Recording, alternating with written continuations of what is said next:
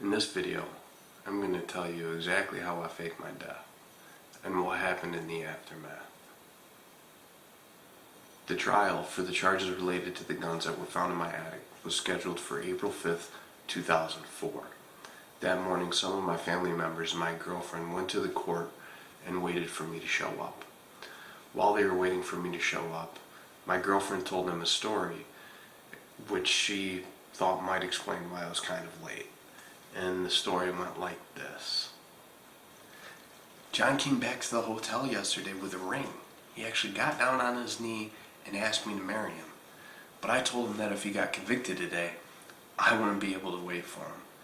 He got pissed, stormed out of the hotel, didn't come back at all last night. I haven't seen him or heard from him. After my girlfriend told my family this story, my family and my girlfriend was standing in the hallway outside of the courtroom door, still waiting for me to show up. While they're waiting for me to show up, a state trooper investigator comes and says to them, "Yeah, I'm an investigator with the New York State Police, and I was hoping we could all go back to one of your houses so I could give you some news about John." A little while later, everybody who was waiting outside of the courtroom doors for me to show up is sitting in one of my family members' living rooms. They're all sitting around, different couches, chairs, whatever. This state trooper investigator's standing there, and he starts to tell them a story. So the news about John that I wanted to tell you. I don't know if you guys have ever heard of it, but there's this place called Letchworth Gorge. It's about 40 minutes south of here. I guess they call it the Grand Canyon of the East. It's like a gash in the earth for 17 miles and it has a river in the bottom of it. Who would have thought? But so this morning a park police officer was patrolling in the gorge and he came to a parking area where there was no overnight parking. He saw a car that had a ton of snow on it because I guess it snowed last night, like a huge snowstorm, and snow settles on stuff that's not supposed to be parked in parking spots, so it stood out. But so this park police officer went over to the window and he cleaned it off and he looked inside and he could see a bunch of stuff in there and he checked and the car was unlocked, opened it up, saw the keys in the cup holder, a note on the seat and 40 bottles in the footwell, and he grabbed the note and started reading the note, and it was a suicide note. So they called the supervisors and some other police officers show up, they bring a dog, and the dog tracked the scent of John from the car to a wall above the edge of the gorge. And based on the dog, we're pretty sure that John committed suicide last night. In the living room, after the investigator finished telling my family members and my girlfriend what the park police officer had discovered in the parking area at the gorge, he got a phone call on his cell phone. He answered his cell phone, and everybody in the room could hear the voice on the other end of the call. "We can see it! We can see a body sunk in the river in the bottom of the gorge. It's going to take us a while to get to it, but we can see it right now." At that moment, when a voice on the phone was telling that investigator in the living room that they could see my body in the bottom of the gorge, down in the river, I was actually standing in downtown Chicago. What had actually happened was the day before my trial, Sunday, April 4th, my girlfriend and I drove to Letchworth Gorge in two separate cars. We went to an area of the gorge called Middle Falls, and in a parking area there, I parked my car. On the way to the gorge, I had stopped and I bought 240 bottles. I'm not a big drinker. I don't like drinking and getting drunk and wasted and all that wonderful stuff. So I bought these 240 bottles because they would give a little more credibility to the scenario that I was trying to play off. In the parking area there, I opened the 240 bottles. I just dumped the beer right outside the driver door, put the caps back on, set them on the floor of the passenger side.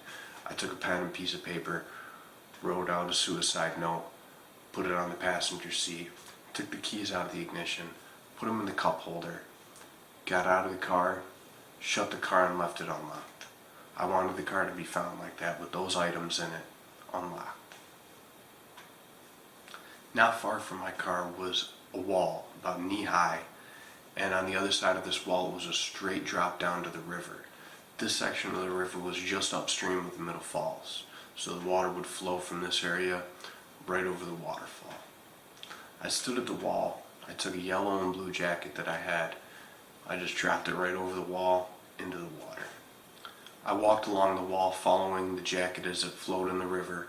I watched it go over the waterfall, down into a basin, swirl around, and get washed further downstream. When I saw the jacket go around the bend, I walked back and got in my girlfriend's car. From there, we left the parking area at the Middle Falls.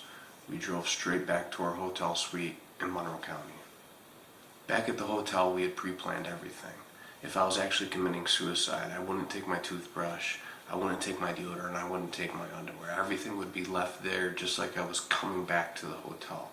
So what I had done was I had gone out and I had bought double of everything.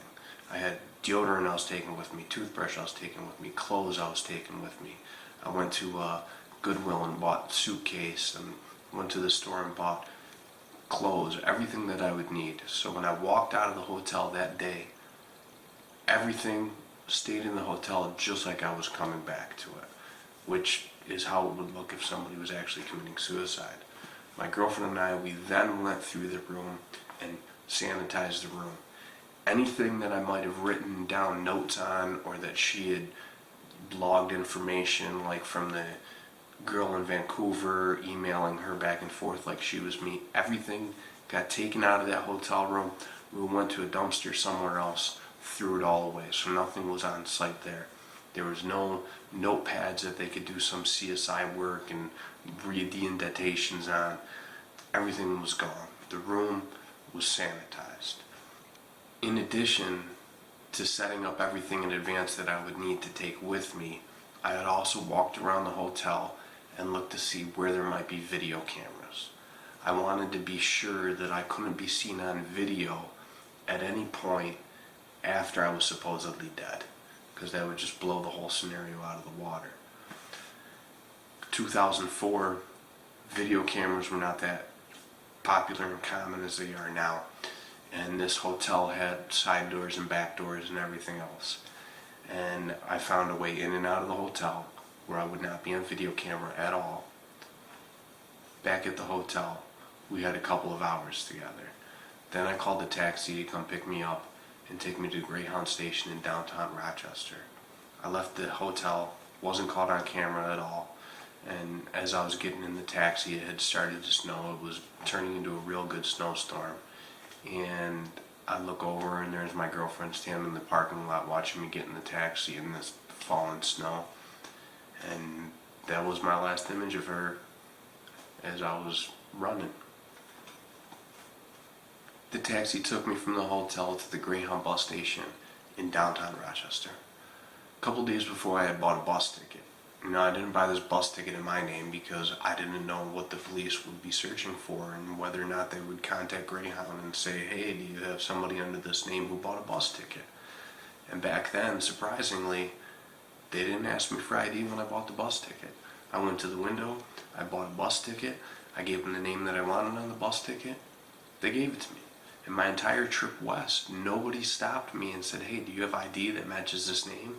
Didn't matter. I got to travel under a fake name the whole way. I called the bus that night and I headed west. The bus traveled all through the night, and the next morning I was at a layover in Chicago, Illinois, at the same time that the investigator was standing in the living room telling my family members and my girlfriend that the police were pretty damn sure that I had killed myself. I hope you'll click subscribe so you can get the next video in this series to find out what happened when I was standing in downtown Chicago and the investigator was back in Rochester, New York, telling my family that I was dead.